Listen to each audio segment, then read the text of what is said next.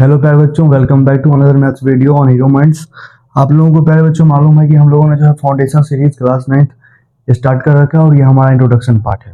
Introduction का ये third video होने वाला है और आज के इस वीडियो में हम लोग डिस्कस करने वाले हैं लॉ ऑफ इंडाइसेस, यानी कि पावर से कैसे हम लोग डील करेंगे, क्या रूल्स होते हैं, उसको आज हम लोग देखने वाले हैं। तो चलिए फटाफट से स्टार्ट करते हैं।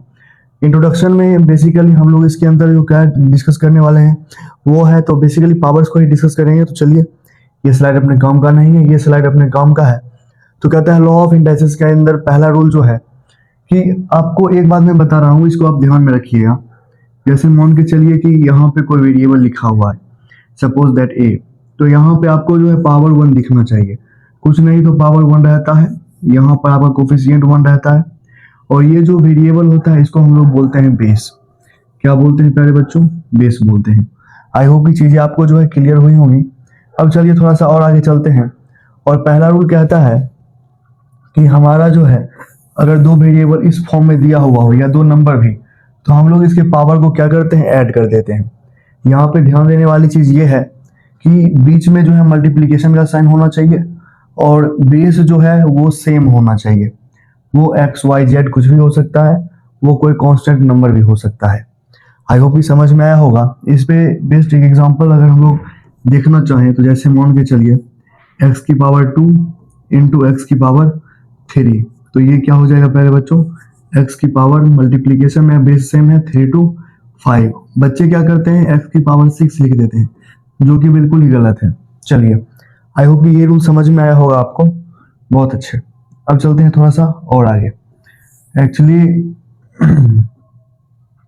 अगले रूल की तरफ चले प्यारे बच्चों, तो हम लोग देखेंगे क्या, जैसे सपोज दैट कि अपने पास जो है दो वेरिएबल दिया हुआ है ना, और ये वेरिएबल जो है वो डिवीजन के फॉर्म में है, लेकिन बेस यहाँ पे फिर से दोनों का क्या है, बेस दोनों का सेम होना चाहिए।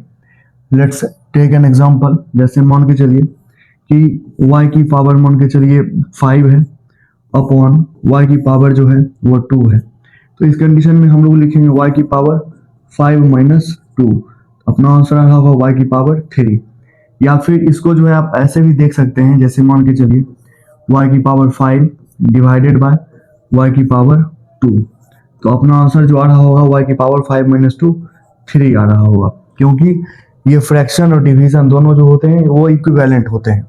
आई होप कि ये चीजें समझ में आई होगी। दूसरा है क्या कि अगर कोई बेस अपने पास है और उसकी पावर और पावर का पावर अगर देखने को मिले, तो बेसिकली ये दोनों पावर्स आपस में क्या हो जाते हैं, मल्टीप्लाई हो जाते हैं और कुछ इस फॉर्म में निकल करके आते हैं। अब चलिए इसका एग्जांपल अगर देखना चाहें, जैसे मान के चलिए x की power 2 whole to the power 3, तो बेस तो अपना x है, पावर 2 और इसकी पावर 3, तो अपने पास जो आंसर आ रहा होगा वो 2 3 जा 6 आ रहा होगा। जैसे मान के चलिए x की पावर 5 और होल टू द पावर 7 है, तो आंसर कितना आएगा, x raise to the power 35, 7 5 जा 35। आई होप कि ये सारा प्रॉपर्टीज आपका क्लियर हुआ होगा। चलिए हम लोग चलते हैं नेक्स्ट स्लाइड की तरफ। अब लॉ ऑफ इंडाइसेस का सेकेंड स्लाइड पे आपका जो ये 3 रूल और आपका निकल करके आता है। ये क्या कहता है, इसको थोड़ा सा हम लोग डिस्कस करते हैं। तो चलिए, कहता है कि अगर दो वेरिएबल डिफरेंट बेस के साथ हैं और पावर उसका जो है वो सेम है और दोनों मल्टीप्लाई में है, तो हम लोग जो है इसको अलग अलग तरीके से लिख सकते हैं। Let's take an example. जैसे मान के चलिए अपने पास दे रखा है x y raise to the power 2, तो हम लोग इसको लिख सकते हैं X square Y square. Clear है प्यारे बच्चों? इसी तरीके से और भी एग्जांपल्स को हम लोग डिस्कस कर सकते हैं। जैसे यहाँ पे सेम चीज है, बस यहाँ मल्टीप्लीकेशन और यहाँ डिवीजन है। जैसे मान के चलिए एक कांस्टेंट टर्म पे हम लोग जो है इसको कंसीडर करते हैं 2/3 की पावर, अगर मान के चलिए 2 है, हम लोग इसको लिख सकते हैं 2 की पावर 2 अपॉन 3 की पावर 2। आंसर अपना आएगा 2 2 जा 4, 3 3 जा 9। इस तरीके से जो है इसका रूल अप्लाई होता है और हम लोग इसका यूज करेंगे। अब एक इनवर्स की प्रॉपर्टी यहाँ से निकल के आती है। अगर कोई फ्रैक्शन है और उसका पावर अगर निगेटिव है ना, जो कि यहाँ पे दिख रहा होगा, अगर निगेटिव है ना, तो हम लोग क्या करेंगे कि इसके न्यूमरेटर को डिनोमिनेटर में, डिनोमिनेटर को न्यूमरेटर में कन्वर्ट करने से अपना पावर जो है वो पॉजिटिव हो जाता है, जो कि आपको दिख रहा होगा ए बटा बी जो है वो बी बाय ए हो गया है और पावर नेगेटिव से पॉजिटिव हो गया है। इसका एग्जांपल अगर हम लोग देखें तो आपको देखने के लिए मिलेगा इस तरीके से, जैसे मान के चलिए 2/3 की पावर अपने पास है -3 और हम लोग इसको अगर सॉल्व करना चाहें तो इसको हम लोग लिख सकते हैं 3/2 की पावर 3 और अपना आंसर आएगा 27/2 2 जा 4 2 जा 8, है ना। इस तरीके से ये रूल आपको समझ में आया होगा। अब चलिए नेक्स्ट स्लाइड की तरफ चलते हैं।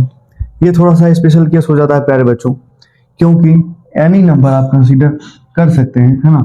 कोई भी नंबर आप कंसीडर करिएगा और उसका पावर अगर 0 है तो अपना आंसर भी 1 आ रहा होगा। जैसे x raise to the power 0 equal to 1 आ जाएगा, है ना। कोई भी बड़ा से बड़ा नंबर आप कंसीडर कर सकते हैं और अगर पावर में 0 है तो ये क्या वैल्यू दे रहा होगा प्यारे बच्चों, ये 1 दे रहा होगा। अब ये कैसे होता है इसको हम लोग डिस्कस कर सकते हैं, कोई बड़ा चीज़ नहीं है। जैसे मान के चलिए x raise to the power 0 है, हम लोग इसको लिख सकते हैं 0 को 1 - 1 2 - 2, कोई भी दो नंबर ले सकते हैं, नंबर सेम होना चाहिए। और अभी हम लोगों ने पीछे एक रूल पर रखा है कि डिवीजन में अगर कोई नंबर रहता है सेम बेस होता है तो हम लोग उसको माइनस में लिख सकते हैं। ठीक इसी रूल का अपोजिट हम लोग यूज करेंगे यहाँ पे और हम लोग जो है इसको लिखना चाहेंगे x/x, क्योंकि दोनों का पावर 1 हो जाएगा तो 1 में से 1 जाएगा, सब्ट्रैक्ट होकर के 0 आएगा और इस तरीके से दोनों कैंसिल आउट होकर के अपना वैल्यू क्या दे रहा होगा, 1 दे रहा होगा। तो ये एक स्पेशल केस है, आप इसको याद रखिएगा। किसी भी नंबर का पावर अगर 0 होता है, चाहे वो कांस्टेंट हो, वेरिएबल हो, तो हम लोग जो है उसका वैल्यू क्या पुट कर रहे होंगे, 1 पुट कर रहे होंगे। आई होप ये समझ में आया होगा। अब क्या है, कुछ जनरल फॉर्म्स की बात करें प्यारे बच्चों तो कहता है कि अगर दो सेम बेस अपने पास है और अगर उसकी पावर किसी भी फॉर्म में दी हुई है तो पावर इक्वल होती है। सर समझ में नहीं आया, कोई बात नहीं है, समझते हैं इसको। जैसे मान के चलिए अपने पास दे रखा है a raise to the power 2x - 5 और इक्वल टू में दे रखा है a raise to the power 10। तो अभी क्या है कि बेस दोनों का सेम है तो पावर इक्वल करेंगे। तो इस तरीके से 2x - 5 ये अपना आ रहा होगा किसके बराबर, 10 के बराबर। तो यहाँ से सॉल्व करेंगे तो 2x इक्वल टू कितना, 10 और 5 15 हो जाएगा और यहाँ से x बराबर आ रहा होगा 15/2। आई होप की चीजें आपको क्लियर हुई होंगी। अब चलिए नेक्स्ट देखते हैं हम लोग। तो यहाँ पे बता रखा है bases are equal then exponents must be equal. Exponents का मतलब होता है पावर। एक्सपोनेंट का मतलब क्या होता है प्यारे बच्चों, इसका मतलब होता है पावर, ठीक है, पावर। या फिर आप इसको डिग्री भी बोल सकते हैं,